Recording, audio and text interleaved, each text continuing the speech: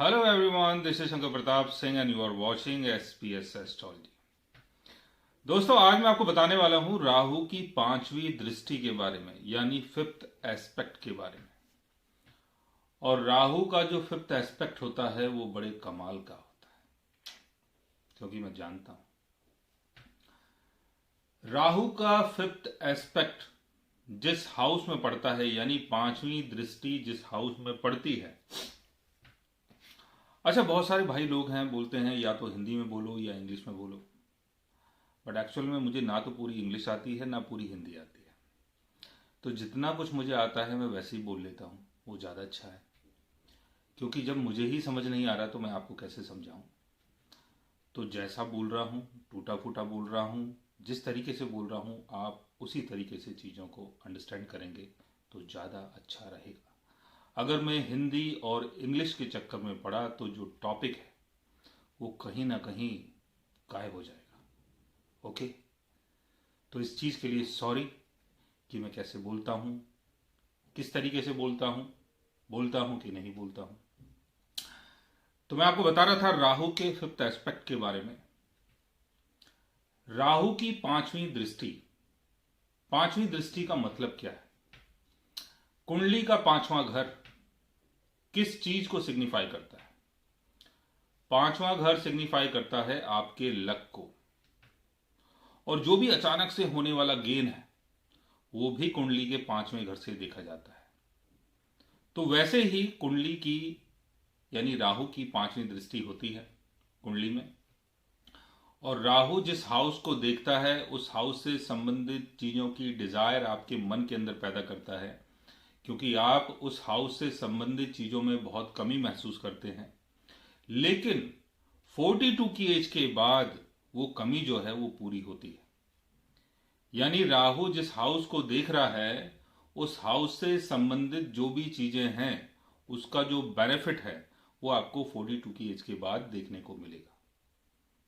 मतलब उस हाउस से संबंधित जो आपका लक है वो 42 की एज के बाद काम करता है।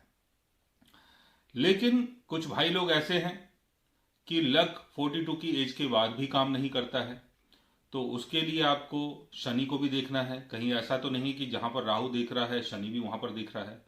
अगर ऐसी कंडीशन होती है तो चीजें और ज्यादा डिले हो जाती हैं, फिर आपको 48 की एज तक इंतजार करना पड़ सकता है। इसके साथ साथ आपको एक दो चीजें और भी देखनी है कि राहु की दृष्टि जिस हाउस में पड़ रही है उस हाउस के लॉर्ड की क्या पोजीशन है। अगर उस हाउस के लॉर्ड की पोजीशन खराब होती है तो यहां पर राहु बेचारा देखता ही रहेगा। यानी आपकी जो डिजायर है वो कभी कंप्लीट नहीं होगी। आप देखते रहेंगे, उम्मीद लगाते रहेंगे, लेकिन चीजें कभी पूरी नहीं होंगी। लेकिन कुछ ऐसे लोग हैं जिनकी उम्मीदें, जिनकी इच्छाएं पूरी हो जाती हैं, कोशिश करते हैं, बाद में कामयाब भी होते हैं। तो इसके लिए राहु जहां पर देख रहा है उस हाउस के लॉर्ड की पोजीशन का अच्छा होना बहुत जरूरी है। अगर वो अपने ऑन साइन में है, बेनेफिक हाउस में प्लेस्ड है, फ्रेंडली साइन में प्लेस्ड है, अपने एग्जल्टेशन में है, शनि के साथ नहीं है, कम्बस्ट नहीं है, रेट्रोगेशन में नहीं है, तो राहु का जो एस्पेक्ट होता है, फिफ्थ एस्पेक्ट होता है, वो 42 की एज के बाद आपको काफी बेनिफिट देता है। एग्जाम्पल के तौर पे राहु का फिफ्थ एस्पेक्ट अगर आपके फर्स्ट हाउस में पड़ रहा है तो नाम और फेम की इच्छा बहुत रहेगी कि मेरा अच्छा नाम हो, मुझे लोग जाने, मेरी पहचान बने। और कई बार हेल्थ इशू भी होते हैं। अगर फर्स्ट हाउस को राहु देख रहा है तो फर्स्ट हाउस का संबंध आपकी वाइटलिटी से है, वाइटल एनर्जी से है।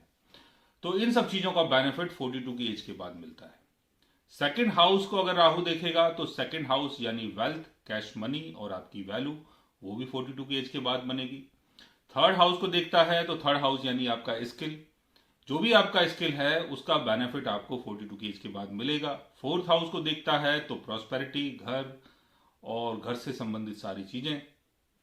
फिफ्थ हाउस को देखता है तो लक, रोमांस, क्रिएटिविटी और जो भी आप लॉटरी सट्टे में जो पैसा लगाते हैं और कई बार सोचते हैं कि यार लॉटरी लग जाए मजा आ जाएगा, तो वो 42 की एज के बाद आपको देखने को मिलेगा कि कहीं आपने 100 रुपये लगाए और सीधा 1 लाख रुपए आपको मिल गए।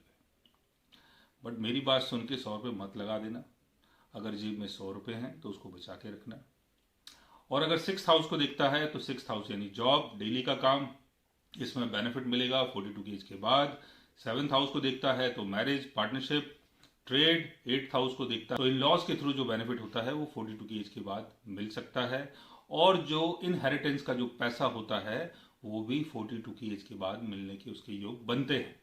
9th हाउस को देखता है तो long distance travel, higher education, father से गेन 42 की एज के बाद। 10th हाउस को देखता है तो आपका कैरियर 42 की एज के बाद, पब्लिक ड्यूटी, पब्लिक विजिबिलिटी 42 की एज के बाद।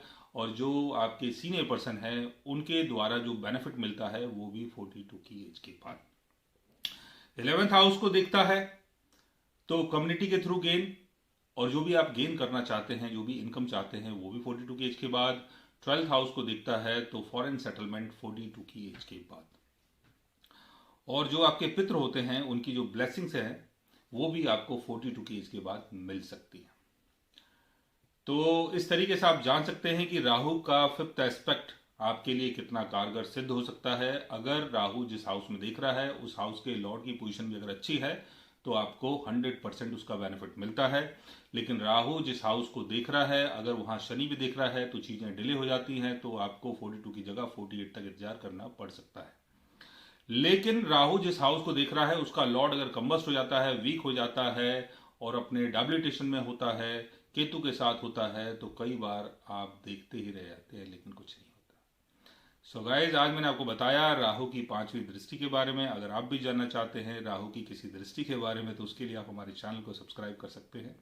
और अगर आप हमसे बात करना चाहें, कंसल्ट करना चाहें, पर्सनली हमसे मिलना चाहें तो आप हमारी वेबसाइट के थ्रू, हमारे ऐप के थ्रू हमसे मिल भी सकते हैं, बात भी कर सकते हैं, और गाइज आप हमसे कंसल्ट भी कर सकते हैं। So guys, take care, love you all and good bye.